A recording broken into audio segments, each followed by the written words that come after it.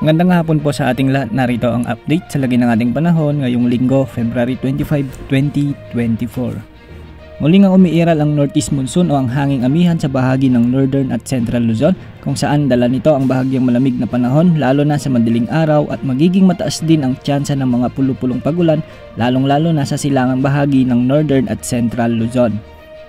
Samantala, ang easterlies o ang mainit na hangin naman ang nakakaapekto sa nalalabing bahagi ng ating bansa, kung saan dala rin nito ang mga mataas na tsansa ng pagulan, pagkidlat at pagkulog sa bahagi ng southern Luzon. Pinag-iingat po natin ang ating mga kababayan dyan sa posibleng pagbaha at pagguho ng lupa. Samantala, wala namang namomonitor na sama ng panahon gaya ng LPA at bagyo sa loob at labas ng ating area of responsibility. Pero asahan na magiging maulan sa silangang bahagi ng ating bansa sa mga susunod na araw dahil sa epekto ng isang tropical wave. Dahil nga sa pagbabalik ng amihan o northeast monsoon ay may mga tsansa ng pag-ulan. Naasahan rin sa malaking bahagi ng Luzon ngayong araw, lalo na sa bahagi ng Cagayan Valley, Aurora at Quezon Province. Mataas din ang tsansa ng mahinang pag-ulan sa bahagi ng Bicol Region dulot ng umiiral na easterlies.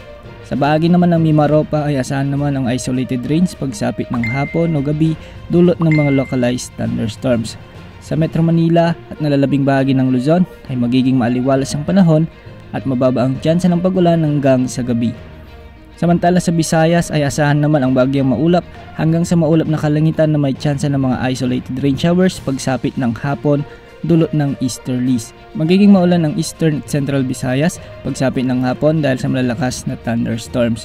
Sa Mindanao, maging handa pa rin sa malalakas na pag-ulan sa bahagi ng Caraga, Davao Region, Soc-Sargen at Northern Mindanao dulot ng umiiral na easterlies. At sa natitirang bahagi ng Mindanao, asahan naman ang mga tsansa ng pag-ulan pagsapit ng gabi dulot ng mga localized thunderstorms. At yan ang latest sa lagi ng ating panahon ngayong hapon. Maging handa sa lahat ng oras dahil minuminuto ay nagbabago ang panahon. Ito po ang weather update ng bayan, maasahan anumang panahon.